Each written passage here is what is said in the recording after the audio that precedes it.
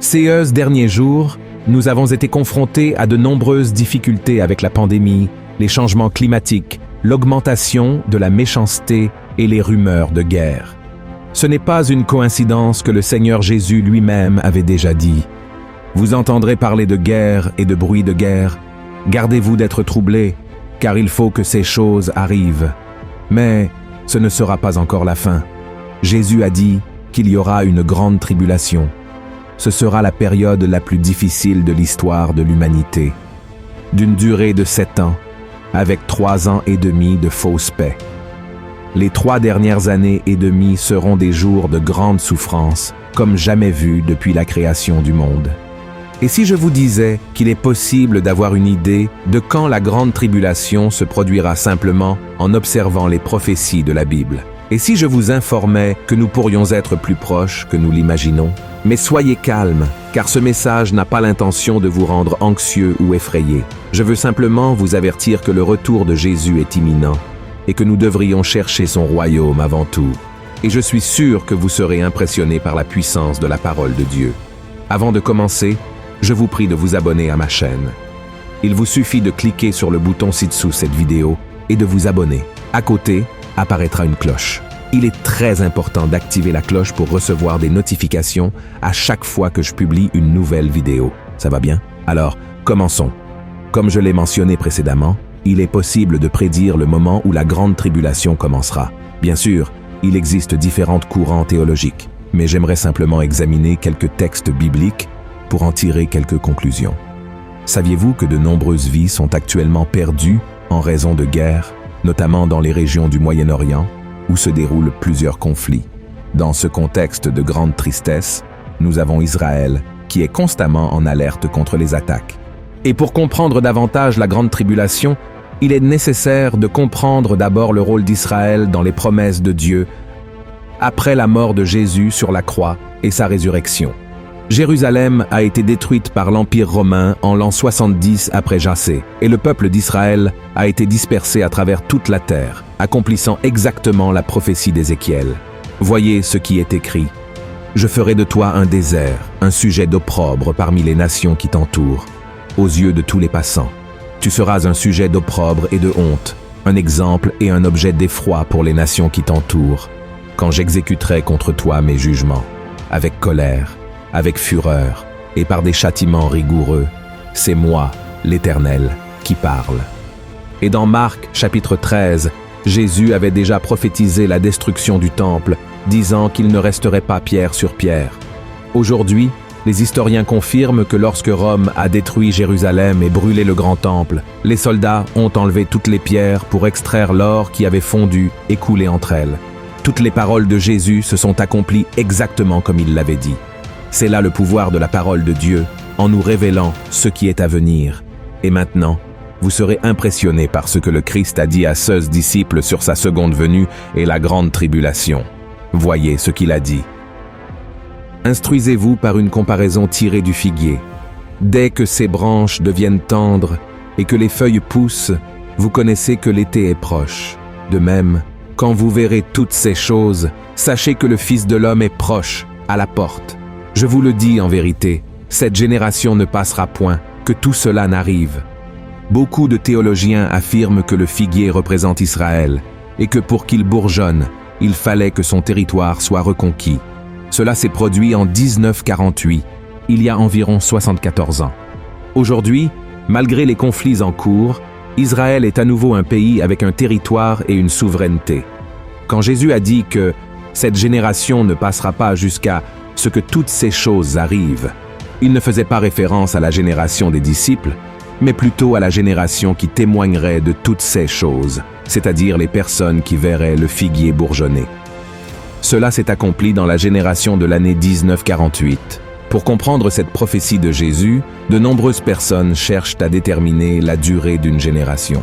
Cependant, le plus important est de savoir combien d'années une personne peut vivre. Pour cela, examinons ce qui est écrit dans le psaume 90. Il dit ce qui suit. « Les jours de nos années s'élèvent à 70 ans, et pour les plus robustes, à 80 ans.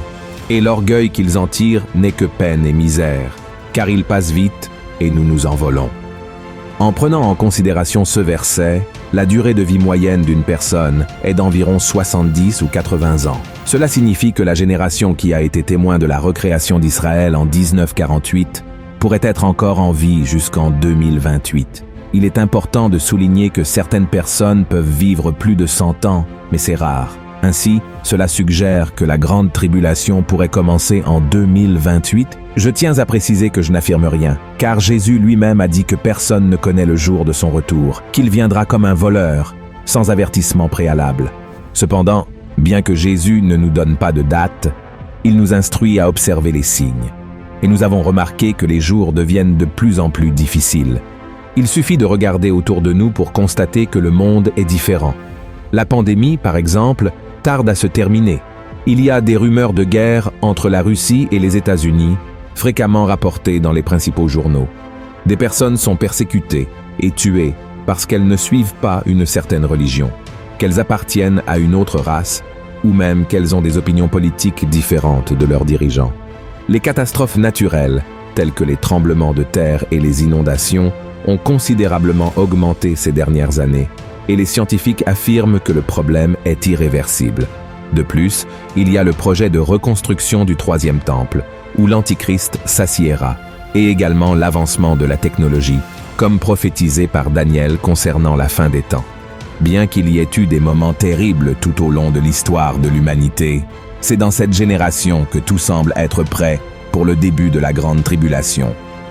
Je veux donner un exemple de cela dans l'Apocalypse, chapitre 11, où il est écrit que pendant la période de la grande tribulation, 2 témoins prêcheront l'évangile aux Juifs pendant 3 ans et demi, jusqu'à ce que l'Antichrist les tue. Nous pouvons voir comment tous ces événements se dérouleront. Quand ils auront achevé leur témoignage, la bête qui monte de l'abîme leur fera la guerre, les vaincra et les tuera.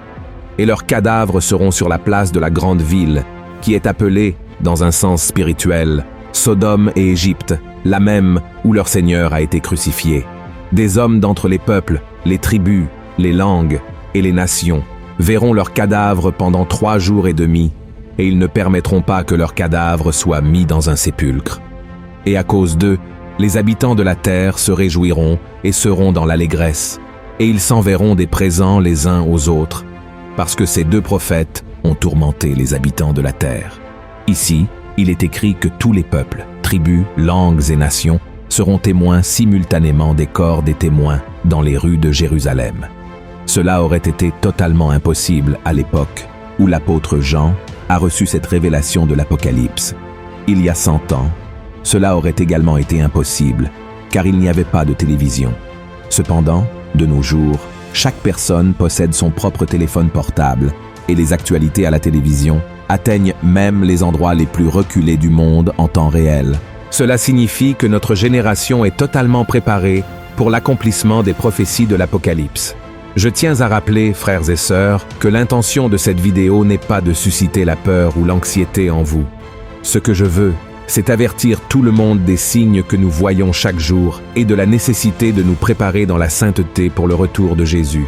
Voyez ce que l'apôtre Pierre a dit.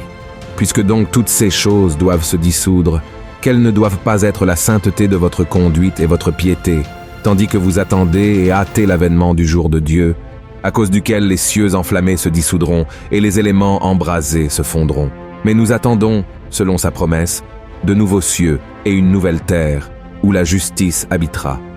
C'est pourquoi, bien-aimés, en attendant ces choses, appliquez-vous à être trouvés par lui sans tache et irrépréhensibles dans la paix. Ceux qui croient en Jésus comme Seigneur et Sauveur doivent chercher une vie de sainteté, abandonnant leurs péchés et tout ce qui les éloigne du Seigneur. La Bible affirme que nous sommes sauvés non par nos mérites, mais par le sacrifice de Jésus pour nos péchés. En croyant en lui comme Seigneur et Sauveur, nous sommes pardonnés, sauvés, et notre nom est inscrit dans le livre de la vie. Amen. Donc, mes frères et sœurs, n'attendez pas l'arrivée de la grande tribulation pour vous repentir. Aujourd'hui est le jour de vous repentir et de prendre la décision de suivre le Christ. N'attendez pas que les choses empirent pour valoriser ce qui est vraiment important. Votre vie est précieuse et Jésus n'est pas encore revenu parce qu'il souhaite que plus de personnes se tournent vers lui. Alors, Répondez à l'appel du Seigneur et vous n'aurez pas à craindre l'avenir. Amen. Si vous avez aimé ce message, partagez-le sur WhatsApp, sur Facebook. Propageons le message de Dieu, d'accord? Et n'oubliez pas de vous abonner ici sur ma chaîne. J'attends votre présence dans la prochaine vidéo. Que Dieu vous bénisse.